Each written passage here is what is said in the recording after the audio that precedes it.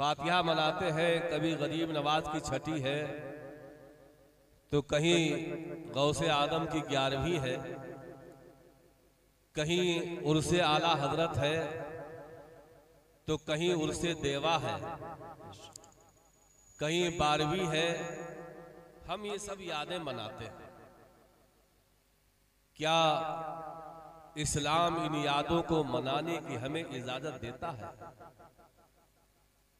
हम जो जश्न मनाते हैं, उर्स मनाते हैं, 11वीं 12वीं छठी ये मनाते हैं, क्या इस्लाम में इसकी कोई गुंजाइश है या नहीं? बस मैं आपसे इसी के मुतालिक कुछ गुफ्तगू करना चाहता हूँ। तकरीरें तो बड़ी लच्छेदार भी हो जाती हैं। अब तो स्टेजों का बुरा हाल है, सिवाय मस्खरी के अलावा और कुछ है ही नहीं। कुछ दीन की बातें सुन लीजिए, अल्लाह उसके रसूल का जिक्र सुन लीजिए, आपका और हमारा दोनों का वक्त देना कामयाब हो जाएगा। तफरीह तबाह के लिए जलसे नहीं है। हम ये यादें मनाते हैं। तो पहले 2-4 शेर में आपको सुना दूं, वरना बाद में कहोगे कि वो नहीं सुनाया। ये मुश्किल और खड़ी हो जाएगी। अब ये इतने इतने बड़े शोरा हैं, इनके बारे में नाउसर साहब ने बताया होगा।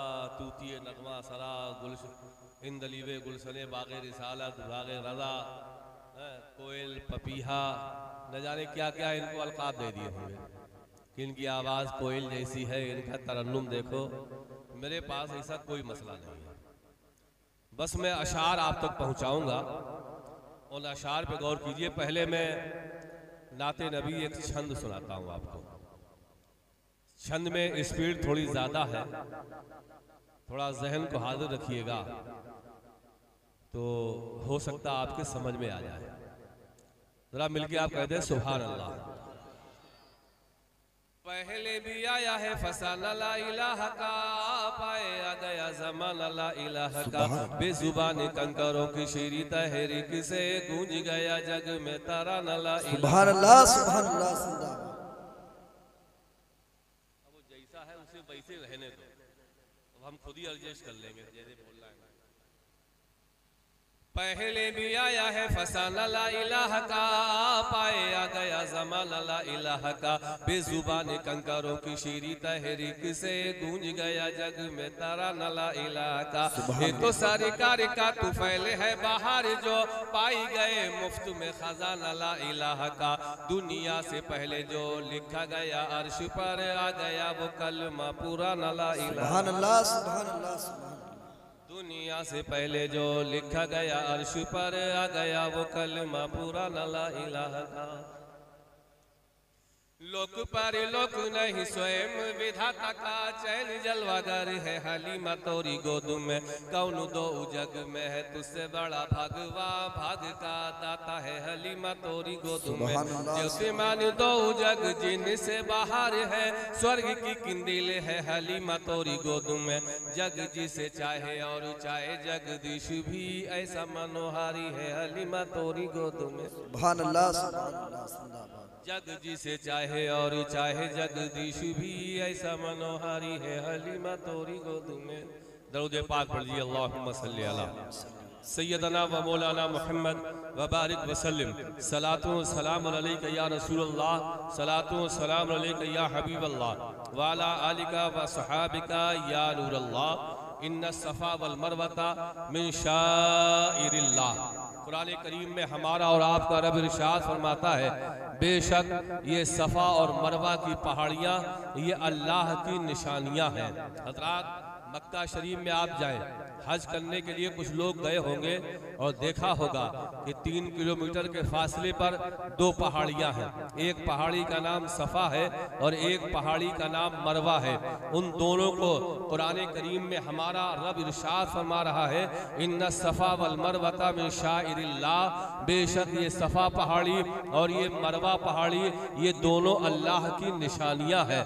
मैंने कहा, ऐ मेरे मौला, दुनिया में इस्लाम आया है पत्थरों पत्थरों से लोगों को दूर करने के लिए 360 पत्थर थे काबा में, उन सबको निकाल के बाहर कर दिया गया और तमाम पत्थरों को बाहर किया गया। इन पत्थरों को बाहर कर दिया गया, लेकिन ये पहाड़ भी पत्थर ही के तो है, जिनके बारे में तो कुरान में फरमा रहा है ये वाला पहाड़ ये भी अल्लाह की निशानी है और ये वाला पहाड़ अल्लाह की निशानी है। इस्लाम आया पत्थरों को निकालने के लिए, पत्थरों की मोहब्बत दूर करने के लिए, लेकिन यहाँ कुरान में अल्लाह इन पत्थरों को अपनी निशानियां बता रहा है। मैंने कहा मौला ये तेरी निशानियां कैसे है? इस्लाम में इनको जो है कोई दखल नहीं है, आखिर ये तेरी निशानियां कैसे हैं? तो इरशाद फरमाया ए दुनिया वालों, ये मेरी निशानियां इसलिए है कि मेरी बंदी हजरत हाजरा इन दोनों पहाड़ियों के दरमियान दौड़ी है, इसलिए मेरी नेक बंदी ने कदम रख दिया है तो ये बाबरकत हो गई और अल्लाह की निशानियां बन गई।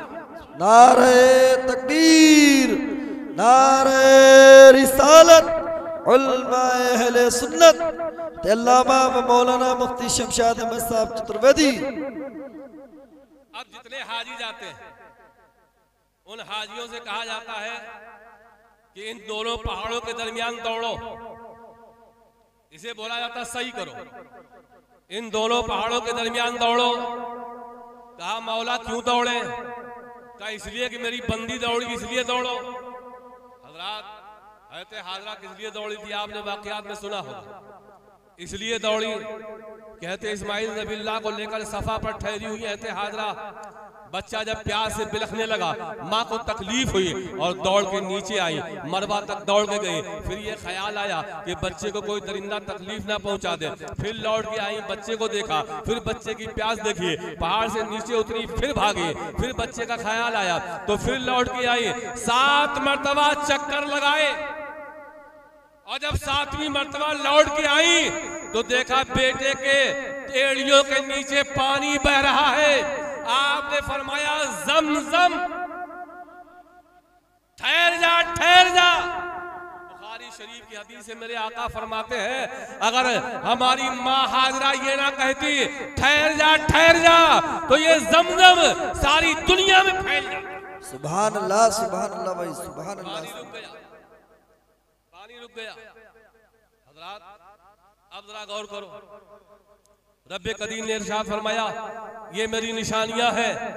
पानी की तलाश में हाजरा दौड़ी, हज करने आए हो तुम भी दौड़ो। तो मैंने कहा मौला वो तो पानी के लिए दौड़ी थी, हम तो अब यहाँ पानी की जरूरत है नहीं। जगह जगह सफा मरवा के दरमियान आबे ज़मज़म की टोटियां लगा दी गई हैं। मौला अब दौड़ने की क्या जरूरत है? अब क्यों दौड़ो, अब क्यों दौड़े? रब ने फरमाया हज करने आए हो दौड़ना पड़ेगी, तुम दौड़ोगे इबादत मेरी होगी, लेकिन याद मेरी बंदी हाजरा की ताजा होती रहे। सुभान अल्लाह, जिंदाबाद। अल्लाह ने अपने बंदों की यादें मनवाई। अब हाजी साहब वापस आए तो ज़मज़म की पूरी कैन लेके आए, घर पे रखा, तमाम लोग मिलने वाले आ रहे हैं और जब मिलने वाले आए तो आपने थोड़ा सा पानी गिलास में निकाला और उसे दिया, ये ज़मज़म है पी लो। और जैसे वो पीने चला तो इमाम साहब बोल उठे, अबे खड़ा हो जा, खड़े होके पियो। क्या यार मौलाना लोग आप भी दो रुखी बातें करते हो। कल मैं घर पे पानी पी रहा था, खड़े होके तो कहा बैठ के पियो, खड़े होके खा रहा था कहा बैठ के खाओ, कपड़ा पहन रहा था खड़े होकर बैठ के पियो। हर जगह जो है, हर जगह तुम्हारा सिस्टम अलग अलग है क्या?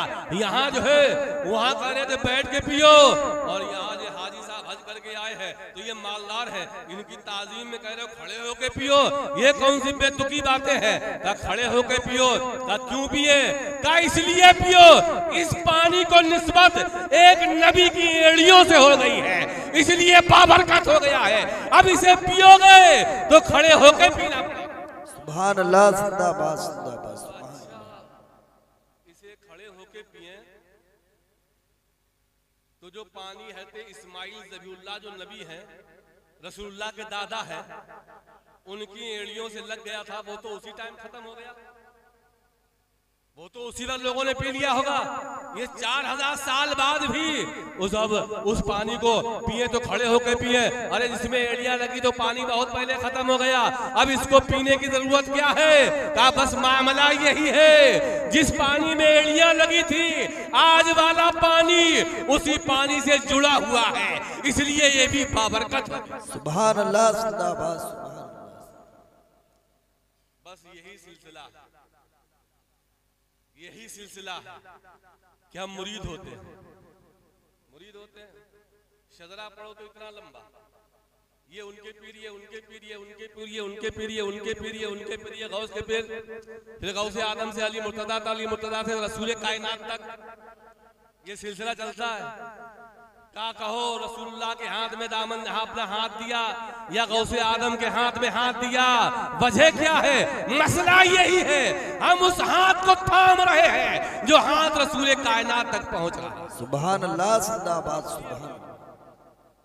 अब आप देखें, सफा मरवा में दौड़ लिए, उसके बाद जितने लोग हज करने जाते हैं, बात समझ में आ रही मेरी आपको कि अल्लाह अपनी बंदी हाजरा की याद मनवा रहा कि मेरी बंदी हाजरा की याद मनाओ, और नहीं मनाओगे तो हज मुकम्मल नहीं होगा। हज मुकम्मल नहीं, मनाओ, इबादत मेरी होगी, याद मेरी बंदी की आती है। अब आप जो है लिबास पहन लेते हैं, जैसे ही आप जो है मीकात पे पहुंचे, मौलवी ने कहा लिबास उतारो, कहा क्यों उतारे? कहा ये लिबास हज में नहीं चलेगा। कहा क्यों नहीं चलेगा? कहा अल्लाह का हुक्म है। कहा बहुत महंगा पहन के आया हूँ, कुर्ता पैजामा है, पठानी सूट है, अरे मैं तो रेमंड का खरीद के लाया हूँ 1.5 लाख का, इसे क्यों उतारे? कहा उतार दो इसे और 2 चादरें लपेट लो, एक बांध लो और दूसरी लपेट लो और इन चादरों में हज करो। ऐसा क्यों? सारे महंगे कपड़े उतरवा दिए और चादरों में लिपटा दिया गया, हज करने जा रहे हैं कि सारे महंगे कपड़े उतार दो, 2 चादरों में आ जाओ, एक चादर लपेट लो और दूसरी ऊपर से यहाँ पे बांध लो, इसके अलावा कुछ नहीं पहन सकते हो। का मौला इतने महंगे पहन गया था, उतरवा दिए गए हैं, इतने अच्छे पहन गया, उतरवा दिए गए थे, ये कफन जैसा लिबास दे दिया गया है कि 2 चादरों में आ जाओ। मौला इसकी वजह क्या है? रब ने इरशाद फरमाया अब तुम हज करने आए हो तो इन्हीं 2 लिबास में 2 चादरों को पहन के आना पड़ेगा, इसलिए कि मेरे खलील इब्राहिम खलीलुल्लाह का लिबास ये 2 चादरें ही था। अब हज करने आए हो तो मेरे खलील के लिबास में आना पड़ेगा, तुम हज करोगे, इबादत मेरी होगी, लेकिन याद इब्राहिम खलीलुल्लाह की आती है। सुभान अल्लाह जिंदाबाद सुभान अल्लाह। तो अल्लाह अपने महबूबों की यादें ताज़ा, इनकी यादें ताज़ा। अब आप देखें, कोई हज करने गया है इनमें? नहीं गया अभी तक? सुना तो हो गई। जब लोग हज करने के लिए आते हैं क्या कहते हैं? लब्बैक अल्लाहुम्मा लब्बैक, लब्बैक अल्लाहुम्मा लब्बैक, लब्बैक अल्लाहुम्मा लब्बैक, कहते नहीं तो सुना है ना? लब्बैक लब्बैक लब्बैक लब्बैक। जब इंग्लिश मीडियम के कॉलेज में, स्कूल में जो अटेंडेंस लगाई जाती, हाजिरी लगाई जाती, तो क्या कहते हैं? Yes sir, present sir. Urdu वाले में कहा तो हाजिर हूँ, अरबी वाले मदरसे में लगाएंगे हाजिरी तो क्या कहा? लब्बैक, हाजिर, लब्बैक लब्बैक अल्लाहुम्मा लब्बैक, लब्बैक अल्लाहुम्मा लब्बैक। ये बंदा कह रहा हाजिर हूँ हाजिर हूँ हाजिर हूँ हाजिर हूँ, ये इसकी अटेंडेंस और हाजिरी ले कौन रहा? कौन हाजिरी लगा रहा है इसकी? जो ये कह रहा लब्बैक हाजिर हूँ, हाजिरी कौन ले रहा है? याद रखो, जब काबा की तामीर मुकम्मल हो गई, रब की बारगाह में इब्राहिम खलीलुल्लाह ने कहा मौला तेरा घर काबा शरीफ बन गया, तैयार है। रब ने फरमाया जबले बुकैस पे जाओ, उस पहाड़ पे खड़े होकर कहो पूरी दुनिया में ऐलान पहुंचेगा, कहो ए दुनिया वालों आओ, काबा की तामीर मुकम्मल हो गई है, हज करने के लिए आओ, हज करने के लिए आओ, हज करने के लिए आओ। ये आवाज पूरी दुनिया में गूंजी थी, उस वक्त जितने लोग मौजूद थे उन्होंने कहा था लब्बैक लब्बैक, हाजिर हो हाजिर हो। जो माथे शिकम में थे उन्होंने कहा हाजिर हो, और जो आने वाली रूहें थी उन्होंने कहा लब्बैक हाजिर हो। तो आज जितने हाजी जाते हैं ये लब्बैक कहते हैं, ये इब्राहिम खलीलुल्लाह की आवाज पे लब्बैक कहते नजर आते। अल्लाह अकबर या रसूल अल्लाह। आवाज दी 4000 साल पहले, और 4000 साल के बाद भी हम उनकी आवाज पर क्या है लब्बैक कहते आ रहे हैं। हाजिर हूं हाजिर हो, हाजिर हूं हाजिर हो, ये हाजिरी लगाई जाए। समझ रहे बात ना? फिर वो उस वही लच्छेदार में आ जाऊंगा जिसमें अभी खूब तुमको हा हा करो, लेकिन समझो कुछ बातें समझ लिया करो। आप गए हज करने के लिए, अरफात में आपको ठहरा दिया, अरफात के मैदान में रोक दिया गया 9 जिलहिज्जा को, और वहां चुपचाप बैठे हुए, ना कोई वजीफा है, ना नमाज है, ना तिलावत, खाली बैठे। अरफात से पूछ क्या कहा हज हो गया? मौला कैसे हज हो गया? बैठे बैठे बैठे बैठे हज हो गया। अरफात में बैठ गए, सारे जितने हाजी अरफात के मैदान में बैठे, कहा हज हो गया। कहा मौला ने नमाज पढ़वाई, ना तिलावत करवाई, ना वजीफा करवाया, और हज हो गया। मौला कैसे? कहा ये अरफात, अरफात के मैदान को अरफात क्यों कहते हैं? अरफात के मैदान को अरफात क्यों कहते हैं? अरफात के माने आते हैं पहचानना। क्या मतलब होता है? पहचानना। इस मैदान का नाम पड़ गया अरफात। क्यों? इसलिए कि 300 साल सैयदना आदम अलैहिस्सलाम रोते रहे, और जब दुआ कबूल हुई, जब तौबा कबूल हुई, तो इसी मैदान में हमारी माँ हजरत हव्वा और सैयदना हमारे बाप आदम अलैहिस्सलाम की मुलाकात हुई, एक दूसरे को पहचाना। रब ने फरमाया हज करने आए हो, इसी मैदान में ठहर जाओ, एक दूसरे की पहचान करो, इबादत हो जाएगी, हज हो जाएगा, और मेरे हव्वा और आदम की याद भी ताजा होती रहेगी। नारे तकबीर, नारे रिसालत, उलमाए अहले सुन्नत, सुभान अल्लाह। हज हो गया। महबूबों की यादें अल्लाह ऐसे करा। और जब गए आगे बढ़ के, कहा मिला चलो गए,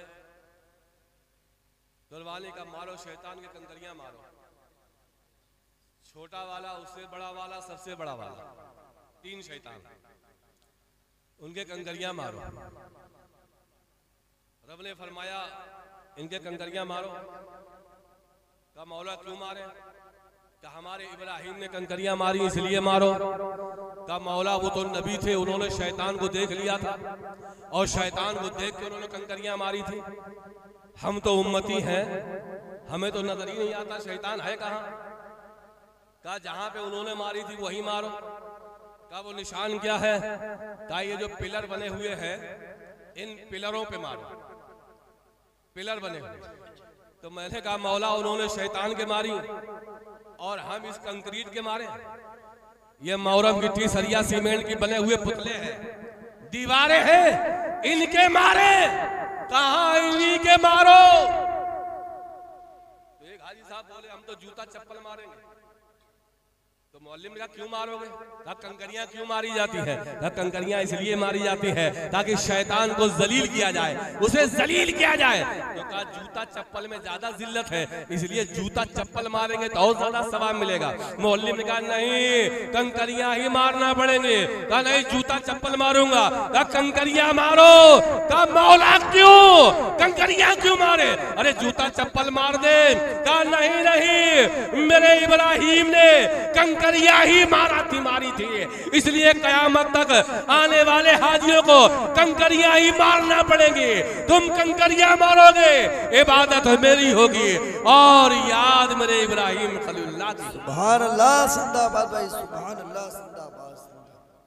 अब आप देखें, अल्लाह ने अपने महबूबों की यादें जिंदा रखी, तो हम भी 11वीं करके गौस की याद जिंदा रखते हैं, उर्स करके बुजुर्गों की याद जिंदा रखते हैं, बारहवीं करके रसूल कायनात को याद करते हैं और तमाम वलियों के उर्स करके हम अल्लाह के महबूबों की यादें जिंदा करते हैं। सुभान अल्लाह सुभान अल्लाह। ये कुरान और हदीस से हट के अलग चीज नहीं है, बल्कि अगर मैं इसे तफसील में जाऊंगा तो मैं ये दावे से कह सकता हूं कि पूरा इस्लाम, चाहे वो नमाज हो, रोजा हो, हज तो है ही, ये सब अल्लाह ने अपने महबूबों की यादों में रखा है। अब इतना वक्त नहीं है मैं पूरी तफसीलें बता सकूं, लेकिन मैं सिर्फ हज के बारे में बता रहा हूं। अब आप जरा देखिए, जब काबा की तामीर हुई, मटेरियल कहां से आया? जन्नत से। मटेरियल कहां से आया? जन्नत से। काबा तामीर हो रहा है, मटेरियल जन्नत से आ रहा है। और जब मटेरियल जन्नत से आएगा तो कम तो पड़ेगा नहीं, पड़ेगा कम? अबे जन्नत में किसी चीज की कमी नहीं है, मटेरियल जन्नत से आया। और जब काबा की तामीर की गई तो मटेरियल बच गया, और जब मटेरियल बचा तो हज़रत इब्राहिम खलीलुल्लाह ने कहा, मौला घर की तामीर के लिए मटेरियल जन्नत से आ गया, काबा तामीर हो गया, अब बाकी मटेरियल को क्या करूं? ये तमाम पत्थर और चीजें बची हुई है, इस मटेरियल को क्या करूं? रब ने फरमाया, अब जिब्रील अमीन को हुक्म दे दो कि इस मटेरियल को लेकर पूरी दुनिया में फैला दे, और जहां जहां वो मटेरियल गिरा वहीं वहीं मस्जिद खुदा बन के तैयार। नारे तकबीर, नारे रिसालत, उलमाए अहले सुन्नत। और जब काबा की तामीर मुकम्मल हो गई, रब की बारगाह में अर्ज़ किया, मौला तेरे खलील ने, तेरे इब्राहिम ने तेरे काबा की तामीर मुकम्मल कर दी, मौला मुझे उजरत दे। मेरे जुमलों को जरा बहुत कायदे से नोट करिएगा। काबा मुकम्मल हो गया, हज़रत इब्राहिम खलीलुल्लाह ने कहा, मौला तेरा घर बन गया, तेरा घर बन गया, अब मुझे उजरत दे, मेरी मजदूरी दे, मेरी मजदूरी मुझे दे दे। रब ने फरमाया, इब्राहिम क्या मजदूरी चाहते हो? क्या मजदूरी चाहते हो?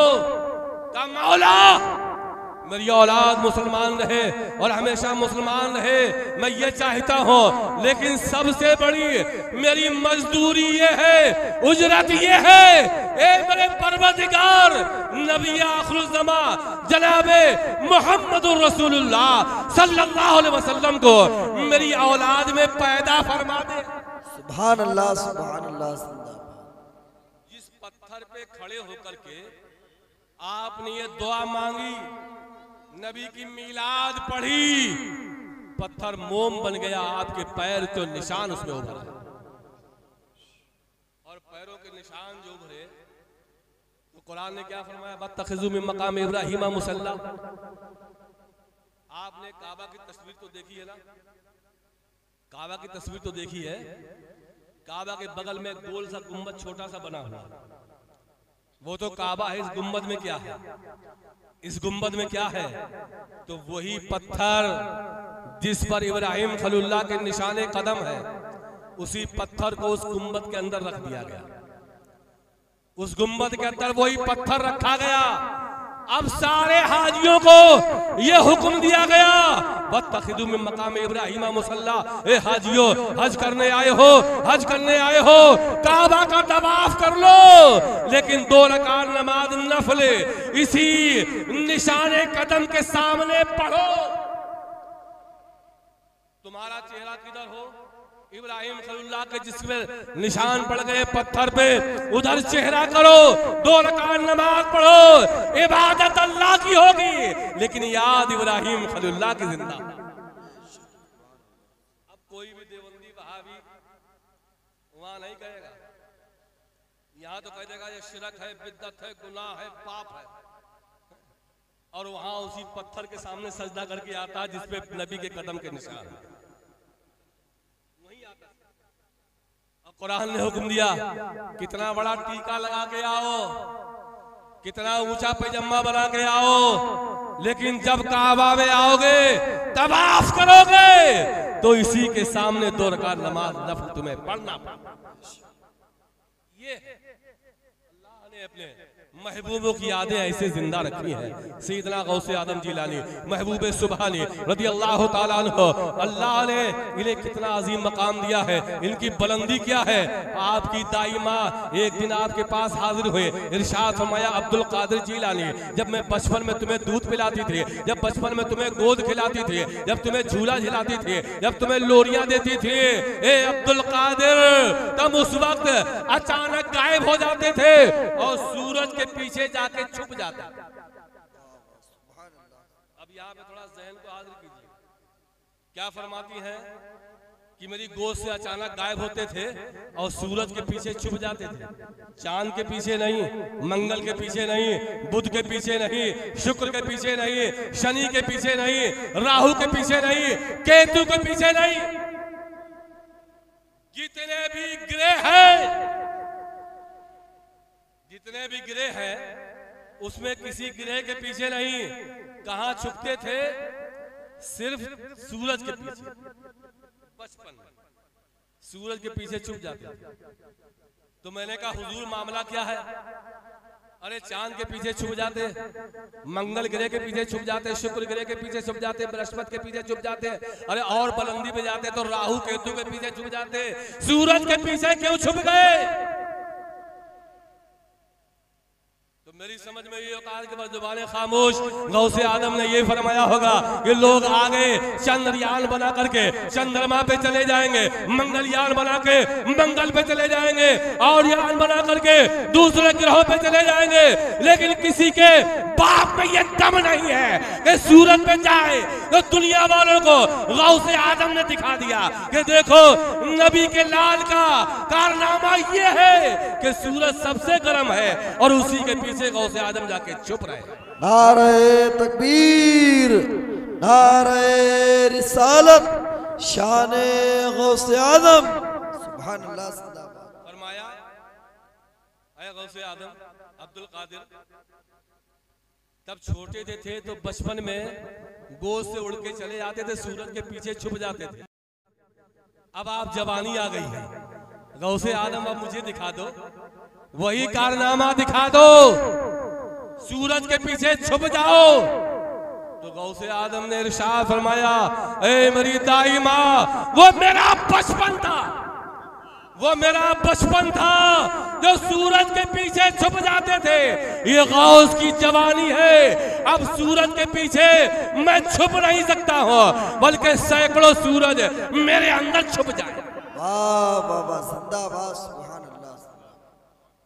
बड़े बड़े उपग्रह बना लिए, सैटेलाइट बना लिए और सैटेलाइट से चेक इन हो रही। आप सैटेलाइट जानते हैं, जितना रेडियो है, टीवी का सिस्टम है, मोबाइल का सिस्टम है, ये सब सैटेलाइट से चलता है। हजारों मील की ऊंचाई पर सैटेलाइट है और उन सैटेलाइट में यहाँ से जो तस्वीर हम रिले करते हैं वो पहले सैटेलाइट में जाती है और सैटेलाइट से भी तुम्हारे मोबाइल में आती है। अमेरिका ने बड़े बड़े सैटेलाइट बनाए और वो सारी दुनिया के बड़े बड़े शहरों की निगरानी कर रहे हैं। और अमेरिका ये खोज लगा लेता है कि ओसामा बिन लादेन कहाँ, किसके जरिए? इन सैटेलाइट के जरिए, उपग्रह के जरिए वो सारी जो है चीजों को जो है दूर से देखता है और बैठ बैठ के उसका इसरो इसका रिसर्च करता है। हजरात जरा गौर कीजिएगा, हजरात जरा गौर कीजिएगा कि सैयदना गौसे आदम जिलानी महबूबे सुबहानी आज से 1000 साल पहले क्या इरशाद फरमाते हैं? नजर तो इला बिलादिल्लाहि जमा, नजर तो इला बिलादिल्लाहि जमा का खरदल तिल्ला हुक्म तसाली। ए दुनिया वालों, मैं दुनिया वालों, ए अमेरिका और दुनिया वालों, तुमने बड़े बड़े सैटेलाइट बना लिए हैं, लेकिन गौसे आदम की जुबानी सुनो, फरमाते हैं कि मैं सारी दुनिया के शहरों को ऐसे ही देखता हूँ जैसे हथेली पे राई के दाने को देखता हूँ। सुभान अल्लाह, जिंदाबाद। किसी में हिम्मत तो एक सैटेलाइट ऐसा बना के दिखाए जो पूरी दुनिया की निगरानी करता हो, हरगिज़ नहीं है। बल हर शहर का अलग अलग सैटेलाइट है, कितनी भी तरक्की हो जाए गौसे आदम की नजर का मुकाबला नहीं हो सकता। सुभान अल्लाह। गौस गौस का नारा बहुत लगाते हो, नारे तो बहुत बुलंद करते हो, लेकिन गौस के किरदार पे आप अमल कितना, आप ये सोचिए, आप गौर करें। सैयदना अब्दुल कादिर जिलानी महबूब सुभानी का एक लक़ब है मुहीउद्दीन। क्या लक़ब है? मुहीउद्दीन, दीन को जिंदा करने वाले। ये दीन को जिंदा कैसे कर रहे? एक रास्ते से जा रहे, रास्ते से सैयदना गौसे आदम जिलानी महबूब सुभानी का गुजर हुआ, और जब रास्ते से गुजर रहे हैं तो देखा रास्ते सड़क के किनारे एक लागर कमजोर नहीफ और नातवा इंसान करा रहा है, आखिरी सिसकियां ले रहा है, उसका दम निकलने वाला है। सैयदना अब्दुल कादिर जिलानी महबूब सुभानी रहमतुल्लाहि ताला अलैह ने जब उसकी सिसकियां देखी और उसके जाँ बल्लभ देखा, आप सड़क से नीचे उतरे और उतर के उस लहीफ और लागर और नहीफ इंसान को आपने हाथ लगाया और हाथ लगा के उठाया। गौसे आदम का हाथ लगना था कि वो इंसान एकदम तंदुरुस्त होने लगा, एकदम सेहतयाब हो गया, एकदम जवान और तवाना हो गया। सैयदना अब्दुल कादिर जिलानी महबूब सुभानी ने इरशाद फरमाया, ए इंसान, तू मर रहा था, जहाँ बल्लभ था, तू बिल्कुल नहीं फुल लागर था, तेरी कोई औकात न थी, लेकिन मामला क्या है, मेरा हाथ लगते ही तू जवान हो गया, सेहतमंद हो गया, तंदुरुस्त हो गया, तवाना हो गया। इसकी वजह क्या है? तो इंसान ने कहा था, ऐ मैं अब्दुल कादिर जिलानी, मैं कोई इंसान नहीं हूँ, बल्कि मैं तुम्हारे नाना जान जनाब मोहम्मद रसूलुल्लाह सल्लल्लाहु अलैहि वसल्लम का इस्लाम हूँ, मैं आपके नाना का दीन हूँ। लोगों ने बिदअतें कर करके मुझे कमजोर कर दिया, मुझे लाचार कर दिया, मुझे बीमार कर दिया। ऐ अब्दुल कादिर, तुमने हाथ लगा दिया तो मैं तंदुरुस्त तवाना हो गया। आज से तुम अब्दुल कादिर नहीं बल्कि मुहीउद्दीन हो, यानी दीन को जिंदा करने वाले। नारे तकबीर, नारे रिसालत, जश्ने गौसे आदम, शाने गौसे आदम। सैयदना गौसे आदम जिलानी महबूब सुभानी रज़ियल्लाहु ताला अन्हु, उनका मकाम क्या है? फरमाते हैं, लोगों, जब मेरा इंतकाल हो जाए, सुनो ध्यान से, सुनो, गौस गौस का नारा लगाने वाले सुनो गौर से। फरमाते हैं, जब मेरा इंतकाल हो जाए, मेरा इंतकाल हो जाए तो मुझे मुसलमानों के कब्रिस्तान में दफन ना करना, बल्कि दरियाए दजला से उधर जंगल में मुझे ऐसे ही फेंक देना और फेंक के चले आना, मेरी कब्र मत बनाना। लोगों ने कहा, हुजूर, आप इतने बड़े अल्लाह के वली औलादे नबी और आप मुसलमानों के कब्रिस्तान में दफन होने से मना फरमा रहे और फरमा रहे कि मुझे जंगल में फेंक आना, कब्र ना बनाना। सैयदना गौसे आदम जिलानी की आंखों में आंसू आ गए। इरशाद फरमाया, मुझे मालूम नहीं कि मेरा रब मेरे साथ क्या करेगा। कहीं ऐसा ना हो कि मुसलमानों के कब्रिस्तान में मुझे दफन कर दिया जाए और वो जमीन निकाल के मुझे बाहर फेंक दे,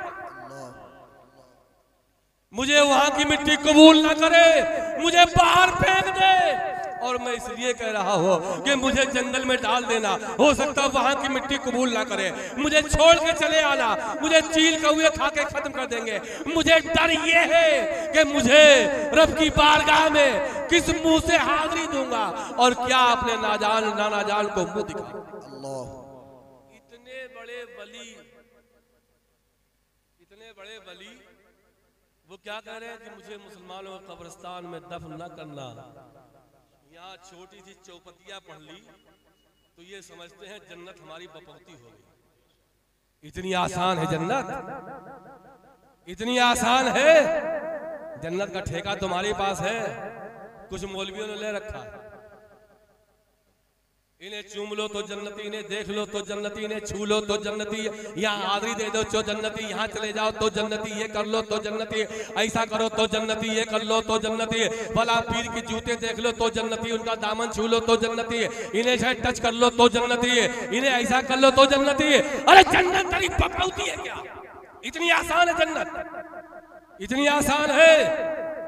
अगर इतनी आसान जन्नत होती तो कान खोल के सुन लो, रसूल कायनात के साथ रहने वाले सहाबाए किराम, सैयदना सिद्दीक अकबर एक चिड़िया को दरख्त पर चहचहाते हुए देखा, रोने लगे।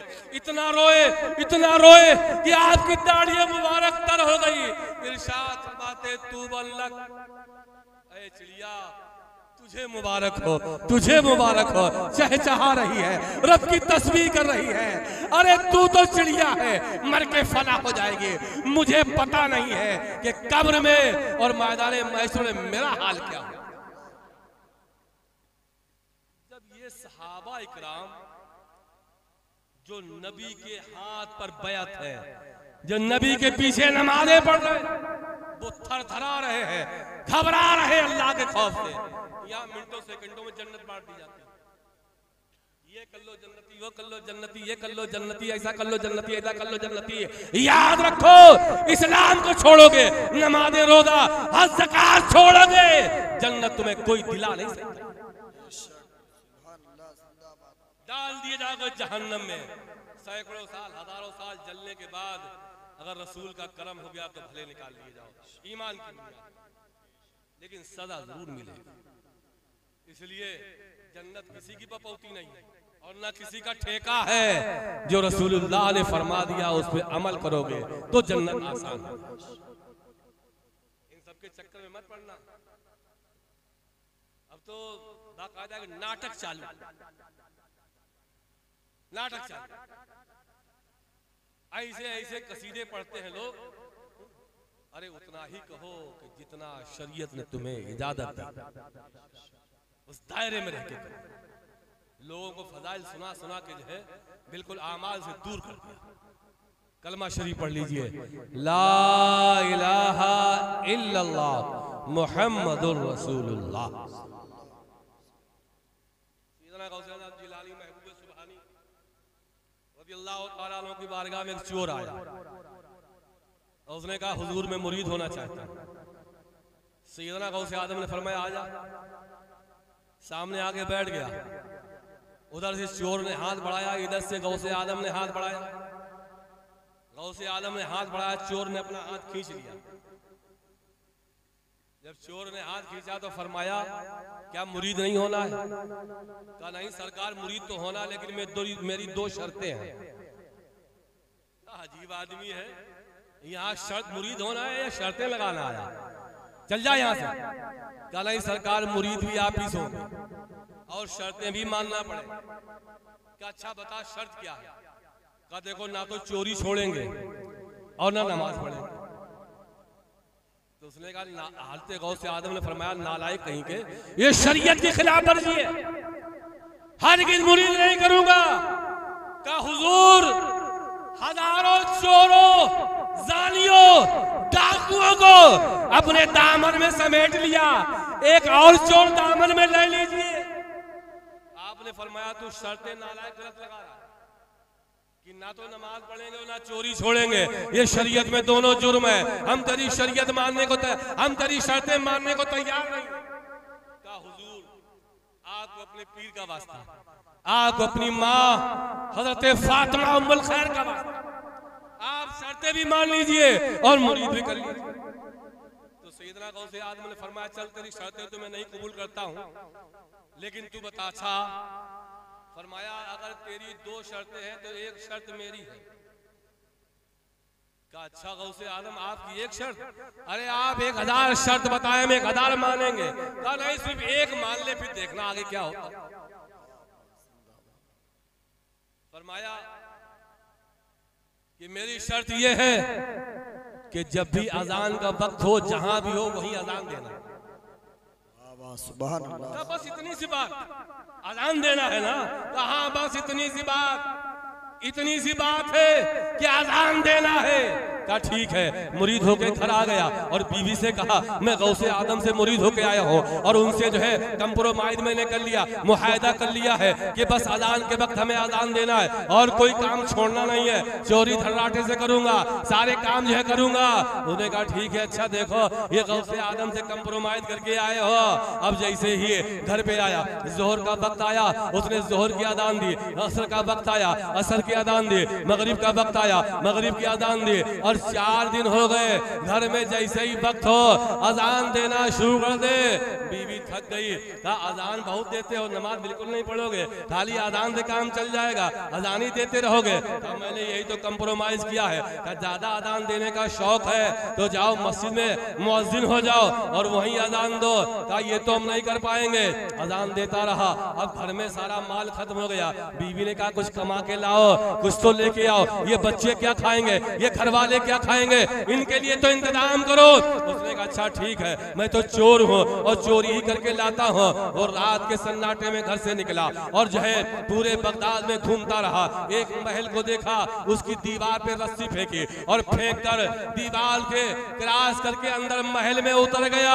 बहुत बड़ा महल है, सारे लोग सो रहे हैं। अब खजाने वाले कमरे में घुसा, वहां पे रोशनी का इंतजाम किया, सारे जेवरात एक एक चुन चुन के निकाले, बड़े आहिस्ता आहिस्ता रखा और रखकर उसे बोरियों में भरा और भर के पीठ पे ला दिए। जैसे ही सहन में आया, अब महल के आंगन में आया, उसे ख्याल आया कि बगदाद की मस्जिद से अजान हो रही है। उसने कहा गौ से कंप्रोमाइज किया है, बोरी वहीं रख दी और महल में खड़ा हो गया। अल्लाह अकबर की सदा बुलंद की। जैसे अजान की आवाज गूंजी, सारे महल वाले जाग के सामने। अब इसने देखा अब तो फंस गया, मामला तो फंस गया, अजान दे के फंस गया। अब सोचा क्या करें, ये तो जाग गए।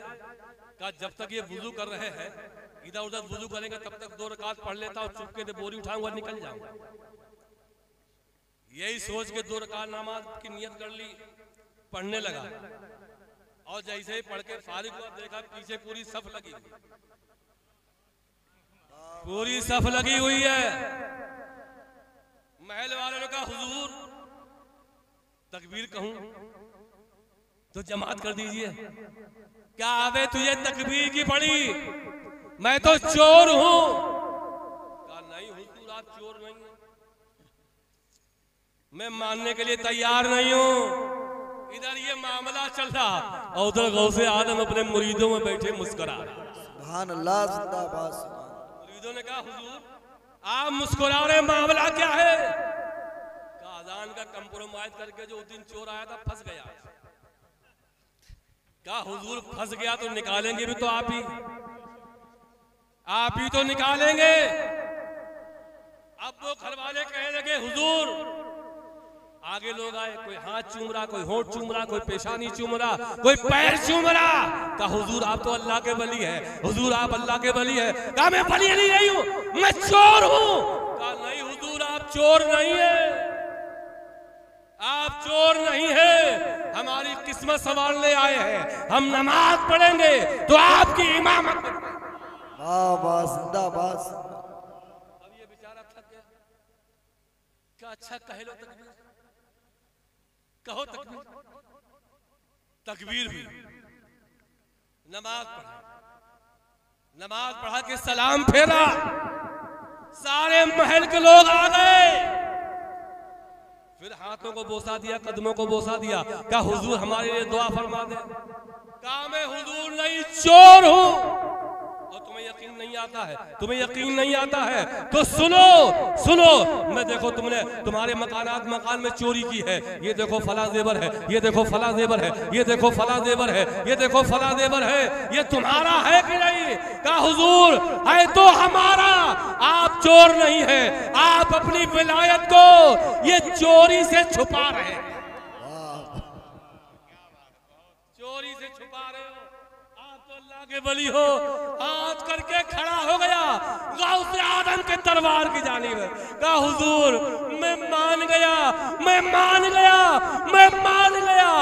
एक वक्त की पड़ी है, एक वक्त की, फज्र की नमाज पढ़ी है तो ये आलम है, ये हाथ पर चूमे जा रहे हैं। अगर 5 वक्त की पढ़ूंगा तो दुनिया में मेरा मकाम क्या है? वाह नारे तकबीर, नारे रिसालत, शाने गौसे आदम, करामाते गौसे आदम, फैदाने गौसे आदम, उलमाए अहले सुन्नत। अब आप जरा गौर कीजिए, वाह क्या मर्तबा ये गौस से बाला तेरा, ऊंचे ऊंचों के सरों से कदम आला तेरा, सारे अक्ताबे जहां करते हैं काबे का तवाफ, काबा करता है तवाफे दरे बाला तेरा।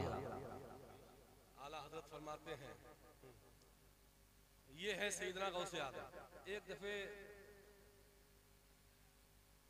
बीमारी की वजह से थोड़ा गौसे आदम नहीफुल लागर हुआ।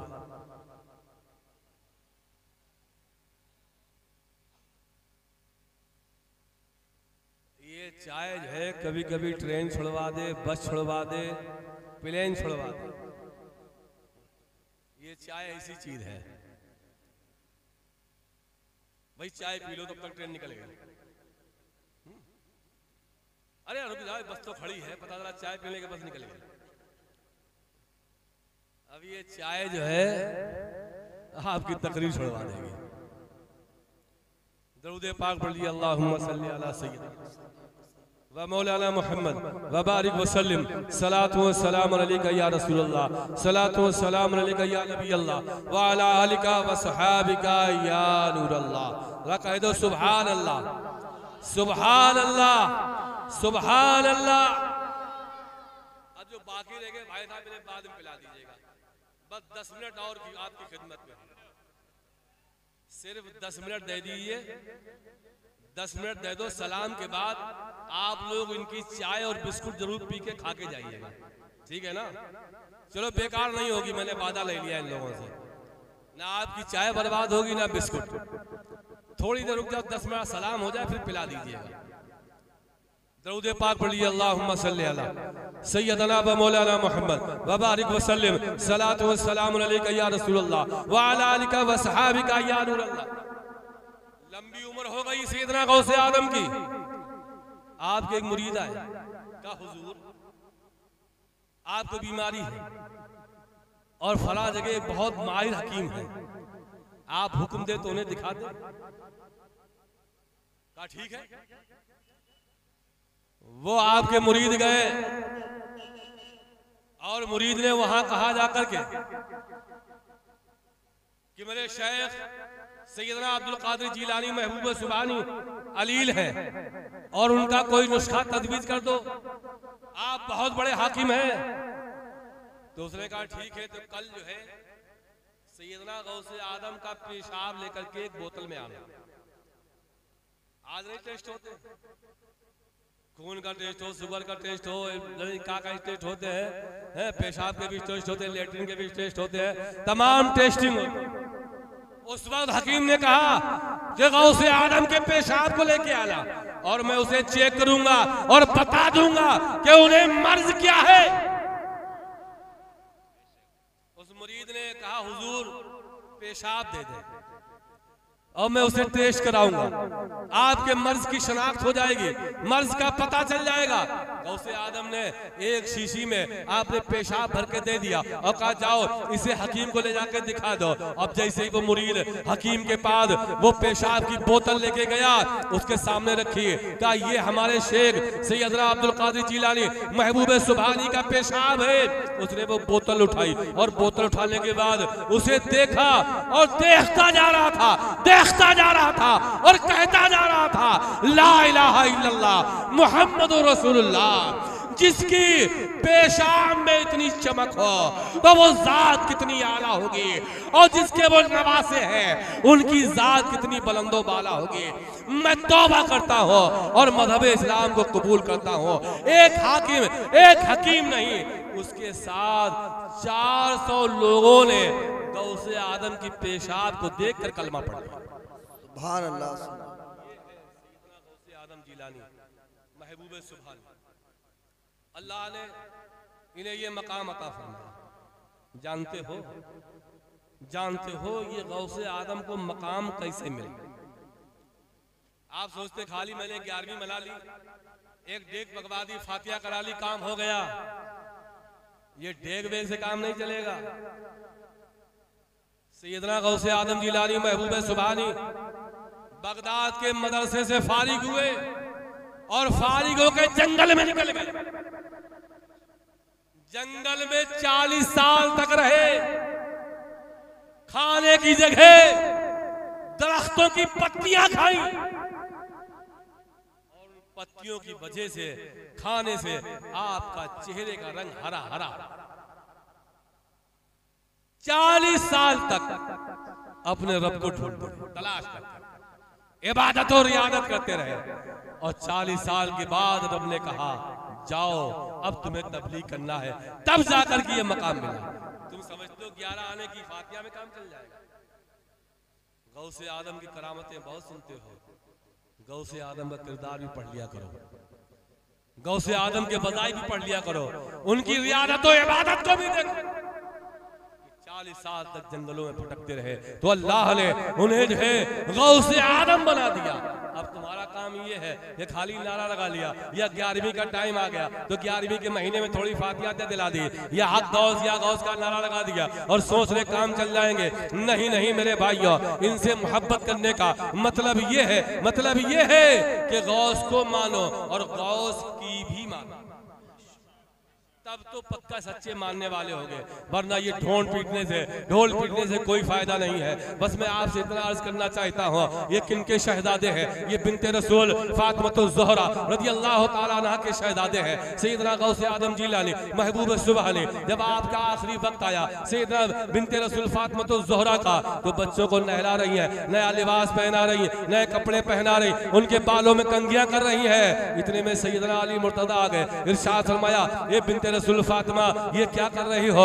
बच्चों को ऐसे नहला रही हो जैसे को दोबारा नहीं नहलाना है, ऐसे कपड़े पहना रही हो ये कभी पहनाना नहीं है, ऐसे देख रही हो बच्चों को जैसे कि दोबारा नहीं देखना है। मामला क्या है? आपकी रसूल कायनात की बेटी हज़रत बिनते रसूल फातिमा ज़हरा ने अर्ज किया, ऐ मेरे सरताज, ऐ मेरे शौहरे नामदार, आज मैं दुनिया से कूच करना चाहती हूँ, आज मैं दुनिया से जाना चाहती हूँ। ऐ मेरे सरताज, आज कोई गलती हुई हो पूरी हयात में तो माफ कर देना, कोई बदजुबानी की हो तो माफ कर देना, कोई खता की हो तो अली मुर्तजा माफ कर देना। और अली मेरे जनाजे को रात में उठाना और देखो फला ताक में एक कागज का टुकड़ा रखा हुआ है, जब मुझे नहला दिया जाए, कफना दिया जाए तो मेरे कफन के साथ ये कागज का टुकड़ा लपेट देना। ए अली उसे देखना, उसे जो है छूना तो, लेकिन कागज के टुकड़े को पढ़ना नहीं। अली मुर्तजा ने कहा है बिनते रसूल फातिमा, अरे इस कागज के टुकड़े में क्या लिखा हुआ है? अर्ज करती है मेरे सरताज मैं ये बताने वाली नहीं हूँ, क्या बता दो तुम्हें नाना जान का वास्ता है, उस कागज के टुकड़े में क्या लिखा हुआ है? अर्ज करती है अब तुमने नाना जान का बाबा जान का वास्ता दे दिया है तो मैं बताती हूँ, जब हमारा तुम्हारा निकाह होने लगा मुस्तफा मुस्कुराते हुए तशरीफ लाए, इरशाद फरमाया बेटी फातिमा मैंने 400 मिस्काल चांदी के महर के एवज तुम्हारा अक़्द व निकाह अली के साथ तय कर दिया है, क्या तुम इस पे राजी हो? तो मैंने कहा था या रसूल अल्लाह मुझे तो अली तो पसंद है लेकिन इतना कम महर नहीं चाहिए, ये 400 मिस्काल चांदी ये तो बहुत छोटा महर है, ये तो बहुत कम महर है, ये तो बहुत हल्का महर है, मुझे इतना कम महर नहीं चाहिए। जब मेरी ये गुफ्तगू चल रही थी इतने में जिब्रील अमीन आ गए, रसूल कायनात ने इरशाद फरमाया जिब्रील कैसे आए हो? अर्ज करने लगे या रसूल अल्लाह अपनी मर्जी से नहीं आया हो, रब्बे कदीर ने भेजा है। आका ने इरशाद फरमाया जिब्रील बताओ मेरे रब का क्या फरमान है, क्या रब ने इरशाद भेजा, क्या रब ने इरशाद फरमाया है? अर्ज करने लगे या रसूल अल्लाह आपकी बाप और बेटी की गुफ्तगू चल रही है, फातिमा इतने कम महर पे राजी नहीं है तो रब्बे कदीर ने ये पैगाम भेजा है जिब्रील जाओ और मेरे महबूब से कह दो कि वो अपनी बेटी को बता दे कि जन्नत और जन्नत की सारी नेमतें ये आपकी बेटी फातिमा का महर बना दिया। सुभान अल्लाह जिंदाबाद। अर्ज करने लगी अब्बा जान ये तो भी छोटा महर है, ये कम महर है, मेरा महर जन्नत तो जन्नत की सारी नेमत है, ये तो हल्का महर है, छोटा महर है, इतना मुझे महर नहीं चाहिए। इतने में तो रब्बे कदीर की तो अल्लाह के रसूल सल्लल्लाहु अलैहि वसल्लम ने इरशाद फरमाया, ए मेरी बेटी फातिमा, तुम्हें जन्नत और जन्नत की नेमतें छोटा महर मालूम होती है, तो मेरी बेटी ये बता दो कि आखिर तुम्हें कितना महर चाहिए, कौन सा महर चाहिए, कैसा महर चाहिए। अर्ज करने लगी या रसूल अल्लाह, बिन्ते रसूल रोने लगे, फातिमा तो ज़ोहरा रोने लगी। अर्ज करती है मेरे आका आप साबिर है, तो मैं आपकी बेटी साबिरा हो। ऐ मेरे आका आप जानते हैं मुझे घर मकान नहीं चाहिए, दुकान दौलत नहीं चाहिए, मालो मता नहीं चाहिए, बिल्डिंगों जेवर नहीं चाहिए, सोना चांदी नहीं चाहिए। मुस्तफा फरमाते हैं ए मेरी बेटी फिर क्या चाहिए। अर्ज करते हैं या रसूल अल्लाह, या रसूल अल्लाह, मैंने रात की तन्हाइयों में आपको रोते हुए देखा है, आपको गिड़गिड़ाते हुए देखा है, आपको फरियाद करते हुए देखा है, आपकी जुबान पर रात भर रब्बे हबली उम्मती, रब्बे हबली उम्मती, ऐ मेरे मौला मेरी उम्मत मेरे हवाले कर दे, ये परवरदिगार मेरी उम्मत को बख्श दे। ऐ मेरे आका आप रोते हैं, आपकी बेटी आपका रोना देखकर आपकी बेटी भी रोती है। ऐ मेरे आका मदीना वाले सो जाते हैं, आप रोते हैं, सारी दुनिया वाले सो जाते हैं, आप रोते हैं, चरिंदों परिंदा आराम करते हैं, आप रोते हैं, कायनात की मखलूक आराम करती है, आप रोते हैं। ए मेरे आका आपकी बेटी फातिमा को आपका रोना नहीं देखा जाता है। ए मेरे आका मैं ये चाहती हूँ कि मेरा महर आपकी गुनहगार उम्मत के गुनाहों की शफात या आपकी बेटी फातिमा का महर बना दिया जाए। इतना सुना था कि जिब्रील अमीन वो कागज का टुकड़ा लेके आ जाते हैं जिसपे लिखा हुआ था जाल तो शफाता उम्मते मुहम्मदी ने सिदाका फातिमा। ए मेरे महबूब गवाह हो जाओ, मैंने आपकी बेटी का महर आपके गुनहगार उम्मतों गुनहगार उम्मतियों के गुनाहों की शफाअत बना दिया। सुभान नारे तकबीर, नारे रिसालत, उलमाए अहले सुन्नत, सुभान अल्लाह। अब जरा सोचो कौन कौन रोया है तुम्हारे लिए। नबी रोए हैं, फातिमा रोए हैं, गौस रोए, सिद्दीक अकबर रोए, उमर फारूक रोए, हजरत बिलाल रोए, तमाम सहाबा रोए तुम्हारी खातिर, तुम्हारी खातिर सब रोए कि तुम्हारी बख्शिश हो जाए। लेकिन तुम रोए, बकरी मर गई तो रोए, भैंस मर गई तो रोए, गाय मर गई तो रोए, खानदान के लोग मर गए तो रोए, अहबाब में किसी का इंतकाल हो गया तो रोए, माँ बाप मर गए तो रोए। अरे जिंदगी में वो तेरे लिए रोए, तू इन सब के लिए रोया, कभी तू अपने लिए रोया, कभी तू खुदा के खौफ के अजाब के डर से रोया। अरे कभी कभी अपने लिए भी रो लिया करो, अपने लिए कभी नहीं रोया। औलाद के लिए रोया, खानदान के लिए रोया, दोस्तों अहबाब के लिए रोया, माल चोरी हुआ तब रोया, फसल बर्बाद हो गई तब रोया, लेकिन अपने लिए कभी नहीं रोया। मेरे आका फरमाते हैं जब मैदान महशर कायम होगा, जहन्नम को 70,000 जंजीरों में जकड़ के लाया जाएगा, जहन्नम चीखता चिंगाड़ता हुआ आएगा, लोगों के औसान खता हो जाएंगे, लोग कहेंगे जहन्नम रुक जा, मैं तुझे नेकियों का वास्ता दे रहा हूँ, जहन्नम नहीं मानेगा, लोग कहेंगे जहन्नम ठहर जा, मैं तुझे आमाले सालिहा का वास्ता दे रहा हूँ, जहन्नम नहीं मानेगा, लोग कहेंगे जहन्नम ठहर जा, मैं तुझे हज का वास्ता दे रहा हूँ, जहन्नम नहीं मानेगा, लोग भागते जाएंगे, जहन्नम भगाता जाएगा। इतने में जिब्रील अमीन हाजिर होंगे, एक प्याला होगा जिसमें चंद कतरे होंगे, अर्ज करेंगे या रसूल अल्लाह, या रसूल अल्लाह, जहन्नम दौड़ा रहा है, गुनहगार भाग रहे हैं, ऐ मेरे आका इन चंद कतरों को इन जहन्नम की तरफ छिड़क दीजिए, जहन्नम के शोले ठंडे हो जाएंगे, जहन्नम लौट आएगा, लोग कहेंगे जहन्नम, लोग कहेंगे, लोग जो है भागते जाएंगे, जहन्नम भगाता जा रहा। मेरे मुस्तफ़ा उन चंद कतरों को लेंगे और उस कतरों को जहन्नम के ऊपर छिड़क देंगे, करेंगे जहन्नम ठंडा हो जाएगा और वापस आ जाएगा।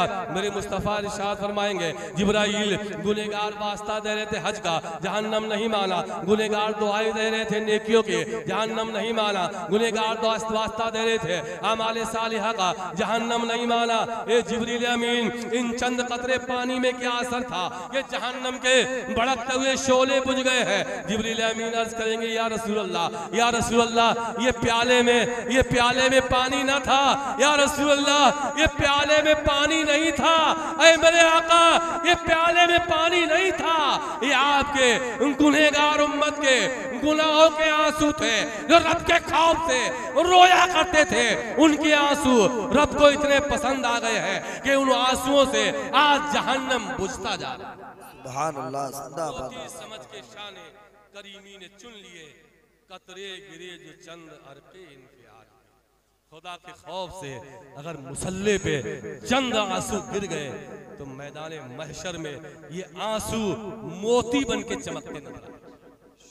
चाहते हो कि आखिरत में रुसवाई ना हो, चाहते हो कि आखिरत में जलील ना किए जाओ, नमाजों की पाबंदी कर लो, अरकान इस्लाम की पाबंदी कर लो, सुन्नत नबी पे गामजन हो जाओ।